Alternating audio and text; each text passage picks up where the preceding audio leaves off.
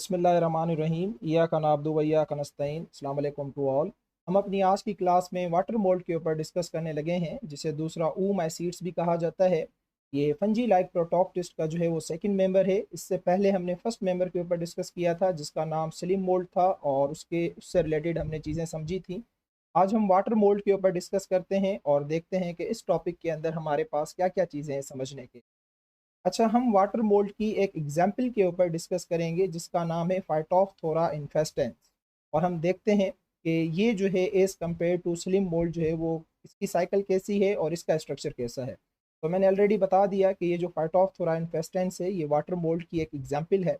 अच्छा, ये हमारे पास एक पैथोजेनिक ऑर्गेनाइज्म है, जबकि हमने स्लिम मोल्ड के बारे में पढ़ा था कि उसकी कोई प्रैक्टिकल वैल्यू नहीं थी। क्यों? क्योंकि वो ना तो कोई यूज़फुल प्रोडक्ट हमें दे रहा था और ना ही कोई सीरियस किस्म की कोई डिजीज़ काज़ कर रहा था। तो इस वजह से हमने कहा था कि जो स्लिम मोल्ड है उसकी कोई प्रैक्टिकल वैल्यू नहीं है। लेकिन जब हम फाइटोफथोरा इन्फेस्टेंस की बात करते हैं, वाटर मोल्ड की बात करते हैं, तो इसके अंदर ये पैथोजेनिक ऑर्गेनिज्म मौजूद है, जो कि एक बहुत ही डेंजरस किस्म की डिजीज़ काज़ करता है, जिसे लेट ब्लाइट ऑफ पोटैटो कहा जाता है। ये पोटैटो के ऊपर जो है, क्रॉप के ऊपर हमला करती है और काफ़ी जो है उसे डैमेज देती है। तो ये क्वेश्चन पीएमसी के पॉइंट ऑफ व्यू से इंपॉर्टेंट है कि जो वाटर मोल्ड है या फिर जो फाइटोफथोरा इन्फेस्टेंस है, ये कौन सी डिजीज़ काज करता है और किस क्रॉप के अंदर करता है। तो पोटैटो के अंदर करता है, उसको कहा जाता है लेट ब्लाइट ऑफ पोटैटो। हम थोड़ी सी बात कर लेते हैं इसके स्ट्रक्चर के ऊपर कि इसका जो स्ट्रक्चर है वो किस तरह से दिखता है। बहुत ही आसान सा है। अच्छा भाई, जो फाइटोफथोरा इन्फेस्टेंस है, इसकी बॉडी को माइसीलियम कहा जाता है। जिस तरह से हमने स्लिम मोल्ड की बॉडी को क्या कहा था, ये आप लोगों ने मुझे जवाब देना है कमेंट बॉक्स में कि स्लिम मोल्ड की बॉडी को क्या कहते हैं, जबकि फाइटोफथोरा की बॉडी को माइसीलियम कहते हैं। और इनके अंदर भी जो है वो सेल वॉल मौजूद होती है, जो कि सेल्यूलोज की बनी हुई होती है। अच्छा, इसकी जो बॉडी होती है ना, वो एंडोफाइटिक होती है। एंडोफाइटिक का मतलब क्या होता है, मैं आपको समझा देता हूँ कि ये हमारे पास जो है वो एक लीफ है।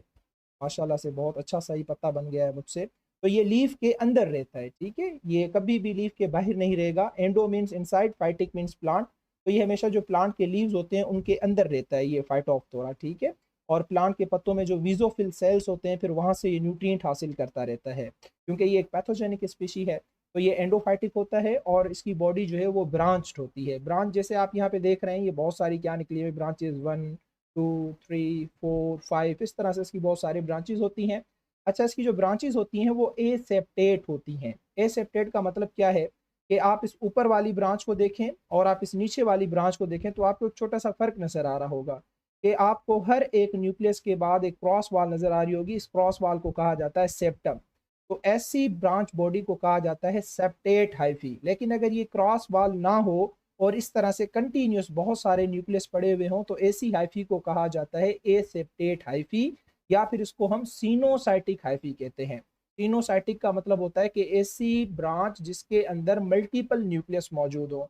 तो आप देखें ना, ये एक ब्रांच है। अब यहाँ से अगर हम इसको कंसीडर करें, ये एक ब्रांच है, तो इस ब्रांच के अंदर आपको कितने न्यूक्लियस नजर आ रहे हैं? 1 2 3। जबकि इसके अंदर ये भी ब्रांच है, लेकिन हर आपको न्यूक्लियस के बाद एक क्या नजर आ रही है? क्रॉस वॉल नजर आ रही है। तो यानी कि इसका स्ट्रक्चर किस तरह से है? एक तो ये एंडोफाइटिक होते हैं, यानी कि लीव्स के अंदर रहते हैं। दूसरा, इनकी बॉडी जो है वो ब्रांच होती है, जैसा कि आप यहाँ पे देख रहे हैं। तीसरा, एसेप्टेट होती है, यानी कि इनकी बॉडी के अंदर जो ब्रांचेस होती हैं उनमें आपको किसी भी किस्म की क्रॉस बॉल नजर नहीं आती। और एक एक ब्रांच के अंदर 4 4 5 5 6 6 न्यूक्लियस मौजूद होते हैं। तो ऐसी बॉडी को क्या कहा जाता है? सीनोसाइटिक कहा जाता है, या सीनोसाइटिक हम हाइफी भी कहते हैं। क्लियर?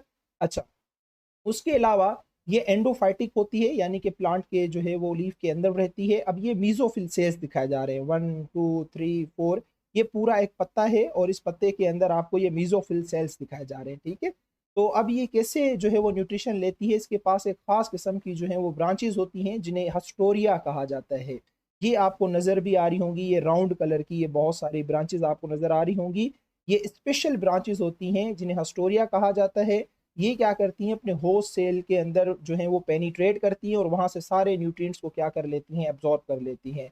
और आपको पता है कि पत्तों के अंदर कौन से सेल पाए जाते हैं जो फोटोसिंथेसिस में मदद करवाते हैं? मीजोफिल सेल्स पाए जाते हैं। तो ये सारे के सारे आपके मीजोफिल सेल्स हैं। और देखें, इसके अंदर इस तरह से इनकी ब्रांचेस जो हैं वो अंदर की तरफ आती हैं, सेलों में पेनिट्रेट करती हैं, और फिर जो भी न्यूट्रिशन होती है यहाँ से ये क्या कर लेती है? एब्जॉर्ब कर लेती है। तो ये इसका जो है वो थोड़ा बहुत स्ट्रक्चर था।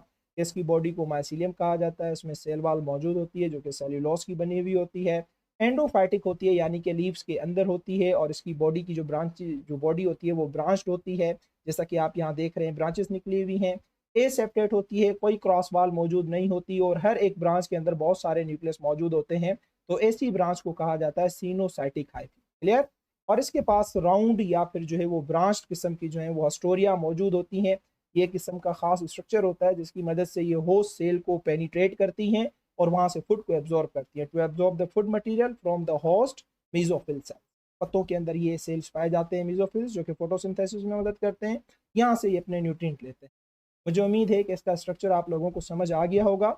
अब थोड़ी सी हम बात कर लेते हैं इसके अंदर रिप्रोडक्शन, इसकी साइकिल की, कि किस तरह से साइकिल चलाता है। सबसे आसान इसकी साइकिल है, बहुत ज़्यादा इजी, छोटी सी इसकी साइकिल है, मैं आपको समझा देता हूँ। इसके अंदर भी दो किस्मों की रिप्रोडक्शन होती है, एक सेक्सुअल रिप्रोडक्शन होती है और दूसरी जो है वो एसेक्सुअल रिप्रोडक्शन होती है। पहले हम थोड़ा सा समझ लेते हैं एसेक्सुअल रिप्रोडक्शन को, then we will move towards the sexual reproduction.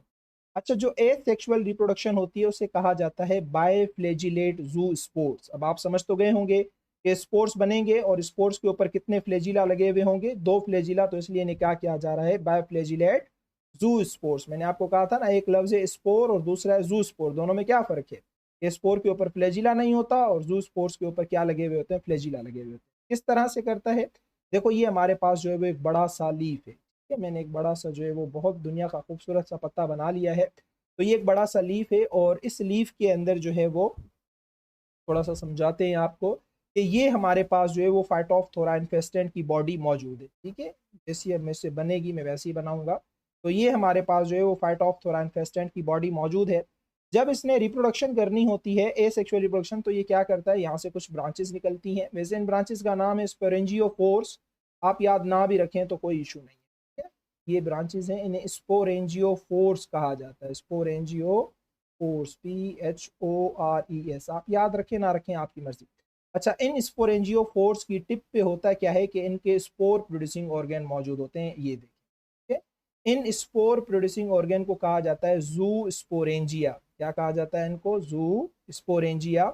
और इनके अंदर जो है वो स्पोर्स बनते हैं, और वो स्पोर्स जब बनते हैं इस तरह के, तो जब इन स्पोर्स को निकाल के देखा जाता है, जब ये मेच्योर हो जाते हैं स्पोर्स, तो यहाँ से ये स्पोरेंजियम जो है वो रप्चर हो जाता है, ये जू स्पोरेंजियम, और ये सारे स्पोर्स जो हैं वो कहाँ आ जाते हैं, बाहर इन्वायरमेंट में आ जाते हैं इस तरह। फिर आप हर स्पोर्स को देखोगे तो हर स्पोर्स के ऊपर कितने फ्लेजिला लगे हुए हैं, दो फ्लेजिला लगे हुए हैं, तो लिहाजा इनके स्पोर्स को क्या कहा जाता है, बायफ्लेजिलेट जू स्पोर्स। अब जैसे कंडीशन फेवरेबल होंगी, ये क्या होगा कि ये दोबारा से स्पोर्स ग्रो करेंगे, बड़े होंगे, और दोबारा से इस पत्ते के अंदर आके इस तरह से दोबारा से फाइटोप्थोरा इन्फेस्टेंट। बहुत आसान सी साइकिल है। तो जब भी इनको सेक्सुअल रिप्रोडक्शन करनी होगी तो ये क्या करेंगे, अपने इस पत्ते के स्ट्रोमेटा से अपनी ब्रांचेस निकालेंगे, जिन्हें स्पोरेंजियो फोर्स कहा जाता है। इनकी टिप पे जो है वो जू स्पोरेंजिया मौजूद होते हैं, उनके अंदर जू स्पोर्स बनते हैं। जैसे वो स्पोर्स मेच्योर हो जाते हैं, तो ये जू स्पोरेंजिया यहाँ से रप्चर होता है, सारे स्पोर्स जो है वो बाहर आ जाते हैं। हर स्पोर्स के ऊपर दो फ्लेजिला लगे हुए होते हैं, इसलिए इन्हें कहा जाता है बायोफ्लेजिलेट जूस्पोर्स। फिर ये क्या करेंगे, ग्रो करेंगे, बड़े हो जाएंगे, डेवलप करेंगे, और फिर दोबारा से पत्ते के अंदर आके दोबारा से फाइटोप्थोरा इन्फेस्टेंस बन। क्लियर हो गया। अब थोड़ी सी थ्योरी भी पढ़ लेते हैं कि इनसाइड जू स्पोरेंजिया, जो कि स्पोर प्रोड्यूसिंग ऑर्गेन है, जू स्पोर्स आर प्रोड्यूस, जो है वो जू स्पोर्स प्रोड्यूस होंगे, लेकिन हर स्पोर्स के ऊपर दो फ्लेजिला होते हैं, तो इनका पूरा नाम क्या होता है, बायोफ्लेजिलेट जू स्पोर्स, इनका जो है वो पूरा नाम होता है। आफ्टर मेचुरेशन, जैसे ये सारे स्पोर्स मेचुरेट हो जाएंगे, उसके बाद क्या होगा कि जो जू स्पोरेंजियम है यानी कि स्पोर प्रोड्यूसिंग ऑर्गेन, वो रप्चर होगा और सारे के सारे स्पोर्स जो हैं वो फ्री हो जाएंगे। अगर कंडीशन फेवरेबल होगी तो ये अपने आप को एक्टिवेट करेंगे और ये स्पोर्स जर्मिनेट करेंगे और दोबारा से डेवलप होके आपको नया फाइटोप्थोरा इन्फेस्टेंट्स बना के देंगे, ठीक है। मैं उम्मीद करता हूँ कि आपको एसेक्सुअल रिप्रोडक्शन समझ आ गई होगी। अब हम थोड़ी सी बात कर लेते हैं किसके ऊपर, सेक्सुअल रिप्रोडक्शन के ऊपर, कि इसके अंदर जो सेक्सुअल रिप्रोडक्शन है वो किस तरह से होती है। ये भी बहुत आसान है, ये इस तरह से आसान है कि ये हमारे पास एक जो है वो फाइटोप्थोरा इन्फेस्टेंट की बॉडी है। इसको समझने की कोशिश करना, बस कंसीडर ही कर लो कि बॉडी है, अब हंसना नहीं है आप लोगों ने कि सर की डायग्राम पता नहीं कैसी है। तो इसके अंदर जो है वो यहाँ से मेल गेमेंटेजिया निकलता है और यहाँ से जो है वो फीमेल गेमेंटेजिया निकलता है। क्लियर। गेमेंटेजिया किसे कहा जाता है, गेमेट प्रोड्यूसिंग ऑर्गन को कहा जाता है। जो फीमेल का गैमेटेजिया है उसे oogonia कहा जाता है, oogonia, ठीक है। और जो मेल का गैमेटेजिया है उसे एंथ्रीडियम कहा जाता है। क्लियर हो गया। अब आपको पता है कि एंथ्रीडियम के अंदर क्या बनेंगे, स्पर्म्स बनेंगे, और oogonia के अंदर क्या बनेंगे, ओवम बनेंगे। अब ये जो स्पर्म है ये किसकी तरफ चल के आएगा, ओवम की तरफ चल के आएगा, और स्पर्म ओवम के साथ हो जाएगा फ्यूज, ठीक है। और फ्यूज होने के बाद जो स्ट्रक्चर बनता है आप उसे क्या कहते हो, जायगोट कहते हो ना। तो यहाँ पे जो स्ट्रक्चर बनेगा उसे क्या कहा जाएगा, जायगोट कहा जाएगा। लेकिन इसके जायगोट को यहाँ कहा गया है ऊ स्पोर। ये जो है वो आपने थोड़ा सा याद रखना है, जिसकी वजह से इसकी सेक्सुअल रिप्रोडक्शन को भी ऊगेमियस कहा जाता है। क्लियर। तो इस तरह से ये जो जायगोट बनेगा, ये जो ऊ स्पोर बनेगा, ये फिर क्या करेगा, ग्रो करेगा, बड़ा होगा, बड़ा होकर दोबारा से क्या बना लेगा, फाइटोफथोरा इन्फेस्टेंस। इतनी आसान सी साइकिल है। लेकिन जब भी इसको सेक्सुअल रिप्रोडक्शन करनी होगी तो मेल गैमेटेजिया और फीमेल गैमेटेजिया बनेंगे। मेल गैमेटेजिया को एंथ्रीडियम कहा जाता है, फीमेल गैमेटेजिया को oogonia कहा जाता है। एंथ्रीडियम के अंदर स्पर्म्स बनेंगे, oogonia के अंदर ओवम बनेंगे। ये स्पर्म क्या करेगा, यहाँ से चल के आएगा और ओवम के साथ क्या हो जाएगा, फ्यूज हो जाएगा। फ्यूज होने के बाद एक स्ट्रक्चर बनता है जिसे आप लोग जायगोट कहते हो। फिर ये जो जायगोट है इसको यहाँ पे एक स्पेशल नाम दिया गया है ऊस्पोर। ये जायगोट क्या करेगा, थोड़ा सा ग्रो करेगा, डेवलप करेगा, फीडिंग वगैरह करेगा, और दोबारा से आपको फाइटोफथोरा इन्फेस्टेंस बना के देगा। बहुत आसान सी साइकिल है। क्लियर। यहाँ से थ्योरी भी पढ़ लेते हैं थोड़ी सी, कि सेक्सुअल रिप्रोडक्शन जो है उसे क्या कहा जाता है, oogenesis कहा जाता है, जैसा कि मैंने आप लोगों को पहले ही बता दिया। जो फीमेल गैमेटेजियम है उसे oogonia कहते हैं, जो मेल गैमेटेजियम है उसे एंथ्रीडियम कहते हैं। बेटा गैमेटेजियम का मतलब होता है gamete producing organ. Inside oogonia ova are produce, यानी कि ओवम बनेंगे। Inside antheridium sperms are produce. After fusion of sperms with ovum, जब स्पर्म जाके ओवम के साथ फ्यूज होगा, एक स्ट्रक्चर बनेगा जिसे जायगोट कहते हैं। लेकिन यहाँ पे इसके जायगोट का नाम क्या है, ऊ स्पोर। अब ये ऊ स्पोर क्या करेगा, डेवलप करेगा, फीडिंग करेगा, और बड़ा होके आपको डिप्लॉइड फाइटोफथोरा बना के देगा। क्लियर, बात समझ आ गई। तो this is the sexual reproduction. यहाँ पे जो है वो एक साइकिल भी इन्होंने दी हुई है। यहाँ से जो है वो सेक्सुअल लाइफ साइकिल है, यहाँ से ये वाली ये सेक्सुअल है, ये वाली सेक्सुअल है। तो यहाँ पे समझते हैं। देखो ये हमारे पास लीफ है, यहाँ से कहानी स्टार्ट करते हैं। तो यहाँ पे आपको oogonia भी नजर आ रहा होगा, और यहाँ पे आप लोगों को एंथ्रीडियम भी नजर आ रहा होगा। और यहाँ से स्पर्म और ओवम जब आपस में फ्यूज हुए हैं तो आप देख सकते हैं यहाँ पे ऊ स्पोर बन गया है। ये स्पोर, ऊ स्पोर जो है वो थोड़ा सा डेवलप कर रहा है। यहाँ पे आप देख सकते हैं ये पूरा का पूरा ये आपस में फ्यूज होने जा रहे हैं, और ये आपस में ऊ स्पोर बन गया है, और ये दोबारा से बड़ा होगा, बड़ा होकर दोबारा से आपको ये कंप्लीट क्या बना के देगा, पूरा का पूरा फाइटोफथोरा इन्फेस्टेंट, जो कि दोबारा से आके इस पत्ते में लग जाएगा। और इसी तरह से इसकी ये सेक्सुअल साइकिल की बात करें तो ये स्पोरेंजियम है, रू स्पोरेंजियम। और यहाँ पे जो है वो अंदर आपको स्पोर्स बनते हुए नजर आ रहे हैं। ये आपको बायोफ्लैजिलेट जू स्पोर भी जो है वो बनता हुआ नजर आ रहा होगा। फिर ये थोड़ा सा बड़ा होगा, ग्रो करेगा, सिस्ट बनाएगा, और फिर दोबारा से आके उस पत्ते के ऊपर हमला करेगा और फाइटोफथोरा इन्फेस्टेंट। क्लियर हो गया। तो ये इसकी जो है वो आसान सी साइकिल थी।